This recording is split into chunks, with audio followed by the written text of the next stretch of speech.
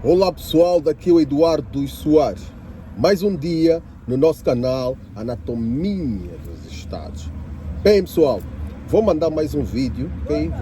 Vou mandar mais um vídeo sobre desenvolvimento pessoal, autoconhecimento. Aqui falamos sobre geopolítica, geoestratégia, isso é, política de uma forma geral, né? Abordamos vários assuntos sobre o desenvolvimento do indivíduo e, como consequência, o desenvolvimento das nações. Isso, como é que as nações vão se desenvolver como resultado natural das ações comportamentais dos indivíduos.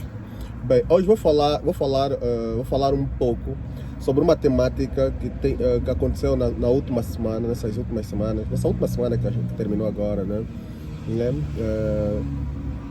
Eu estou a gravar esse vídeo hoje, dia 25, né? Hoje, dia 25, né? Se calhar, quando eu mandar o vídeo no ar, vai passar mais alguns dias, mas estou a gravar hoje, dia 25, né? Como resultado, 25 de agosto, como resultado da semana que terminou agora, em que aconteceu vários incidentes sociais, né? Mas dois pontos me chamaram, duas situações, melhor falando, me chamou a atenção. Né? Eu normalmente nas minhas abordagens eu falo muito, entendeu? Que um dos fatores que vai condicionar no não desenvolvimento social e econômico dos países africanos, né? Do continente africano de uma forma geral, ao longo desse processo histórico, foi, e principalmente na parte mais ocidental deste mesmo rico continente que é a África, foi o facto de nós termos um continente muito fragmentado. Mas quando estou a falar sobre fragmentação em termos culturais, né? Fragmentação em termos linguísticos, né? E isso teve como consequência a pouca uniformidade, o pouco sentido de patriotismo, o pouco sentido de unificação de um grupo específico com o objetivo de alcançar um dado objetivo, que nesse caso pode se resumir ou pode se concluir como desenvolvimento social e econômico.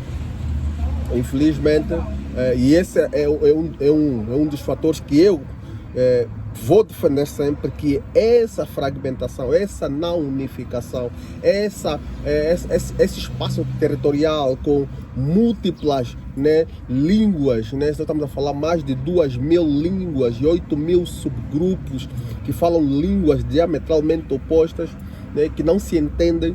Isso vai ter como consequência a pouca unificação,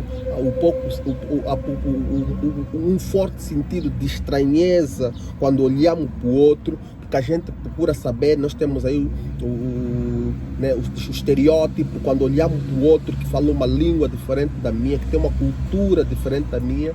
Naturalmente nós queremos primeiro saber quem é a pessoa na qual está a comunicar, está a falar aquela língua, o que ele está a falar. Será o que ele está a falar é a favor dos meus interesses, quer me fazer algum mal? Então há várias informações que vão rolar no nosso consciente ou no nosso subconsciente, que vai condicionar a pouca, né, abertura com relação ao outro que infelizmente fala uma língua diferente da minha. Eu digo sempre, o que tornou hoje o Ocidente, os Estados nacionais modernos ocidentais, nessa grande potência, foi a partir do momento que o Ocidente começou a entender que a unificação de povos com línguas diametralmente opostas, isso cria uma objeção para um real desenvolvimento deste mesmo grupo. Então houve uma luta entre os grupos, em cada grupo vai lutar pelo seu espaço territorial, entendendo primeiro a sua cultura. Isso é como nós culturalmente se identificamos, a nossa língua, as nossas crenças, né, a determinação de uma única moeda no nosso espaço territorial. Isso, no longo prazo, vai ter como consequência a unificação desse grupo nesse espaço específico, e essa unificação vai determinar a construção de realidades intersubjetivas, que é a capacidade de eu construir um contexto social como resultado da invenção ou da criação de instituições que tenham como objetivo alcançar um determinado objetivo. Infelizmente, nós africanos estamos presos nessa temática, né? O que me chamou a atenção, isso que eu queria falar, o que me chamou a atenção essa semana foi, por exemplo, né, nós temos um problema muito grave temos vários condicionamentos mentais como resultado de um processo histórico que naturalmente moldou como o povo africano hoje pensa, né? Temos várias crenças. Por exemplo, nós temos aí um problema, no Afrobasket que está acontecendo agora, vai terminar hoje, né? A final é hoje, graças a Deus, Angola, Camarões, nós Angola, força Angola! Força Angola! Estamos na final, vamos vencer mais logo. Né? Vamos vencer aí o Mali, né? Mali ou Senegal? Acho que é o Mali, se eu não estou em erro, acho que é o Mali. O Mali jogou ontem, sábado, as meias finais com o Senegal e acho que é o Mali ou o Senegal, acho que é o Mali, é o Mali ou o Senegal, acho que é o Mali, vamos jogar a final com o Mali.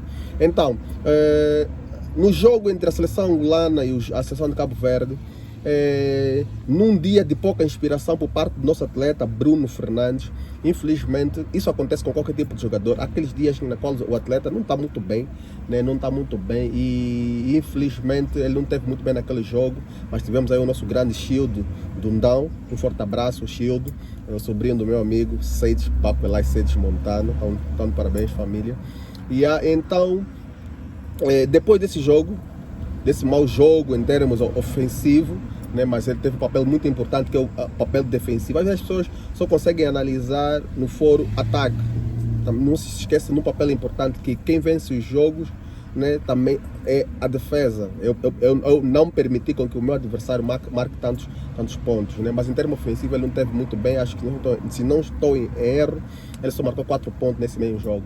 Após esse jogo, houve uma inundação de críticas muito pesadas com relação à atuação de Bruno Fernandes e nós tivemos a capacidade, a audácia, o nosso público revoltado com essa questão, teve a audácia de ir às páginas do clube do Bruno Fernandes, que é o Real Madrid de Espanha, a criticar a atuação do Bruno, a criticar, né, a qualidade, a pôr em causa, né, as habilidades do nosso jogador. Eu digo, essa ação comportamental é um reflexo claro desse grupo social que infelizmente não estão unificados. Não estão unificados. Nós, infelizmente, não somos um povo em que na qual eu olho para o meu compatriota, o meu irmão, um outro angolano, como um elemento importante para o meu desenvolvimento como Eduardo Soares. Não olhamos dessa forma. Nós olhamos sempre o outro, como individual. Que esse indivíduo, se não satisfazer as minhas necessidades, então eu tenho a legitimidade de prejudicar esse mesmo indivíduo. Mas esse problema é de que é esse grupo social que, por não ter essa solidificação, essa unificação do grupo, esse sentido de patriotismo, de olhar o outro que hoje não correu bem, mas amanhã vai correr melhor, e assim a gente poder almejar os melhores resultados. Nós não temos essa capacidade ainda. Mas por quê? Porque nós somos um povo muito fragmentado. Eu digo sempre, a história nos ensinou muitas das vezes quer se construir uma narrativa de que o mal aqui no continente africano só vai acontecer após a chegada dos imperialistas ocidentais. Não! Aqui já existia guerra, aqui já existiam lutas tribais, aqui já existia o processo de tráfico de escravo, aqui já, em que o próprio africano negociava por parte, principalmente, do comércio transariano outro irmão africano. Vendia-se. Nós vendíamos. O ocidental só encontrou um campo fértil para atuar, para poder se beneficiar, né, dos seus interesses econômicos. A economia parte sempre de olhar custo-benefício. Houve vários fatores, 3 fatores principais que vai permitir com que o Ocidente dá início ao processo de tráfico negreiro no continente africano. Primeiro, fator geográfico. A gente sabe bem que historicamente os países em que na qual foram uma parte dos escravos saindo do continente africano foi nas Américas. E se não olharmos o continente americano, é muito próximo do continente, principalmente na América do Sul, é muito próximo do continente africano. Então, fator geográfico, aproximação. O outro fator, dentro do continente africano já tinha um sistema muito bem estabelecido de tráfico de escravos, por parte do tráfico transariano. Então os ocidentais já aproveitaram esse mesmo sistema, que já existia. Muito diferente da Ásia ou da Europa, que já naquele contexto já não existia. Aqui a África ainda existia.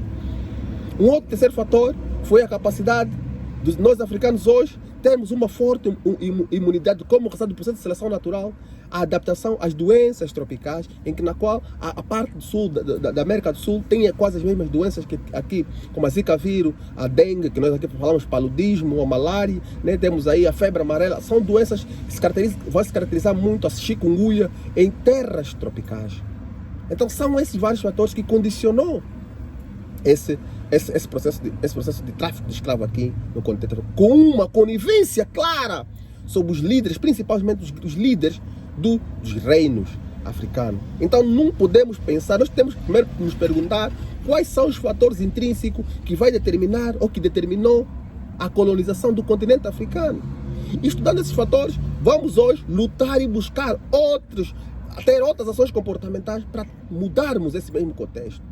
Infelizmente, continuamos a cometer exatamente os mesmos erros e, como consequência disso, estamos a sofrer uma nova neocolonização no continente africano.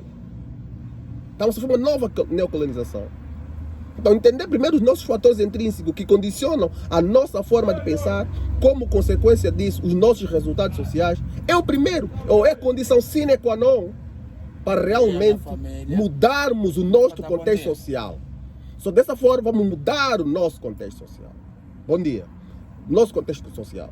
Estamos juntos. Aqui é o Eduardo Soares. Está ligado no nosso canal Anatomia dos Estados. Falei dois fatores, falei no próximo vídeo, outro vídeo, para não ficar muito longo. Vou falar o segundo fator que a mim me chamou a atenção com relação a essa pouca unificação do povo angolano. Muito obrigado, estamos juntos. Tá ligado?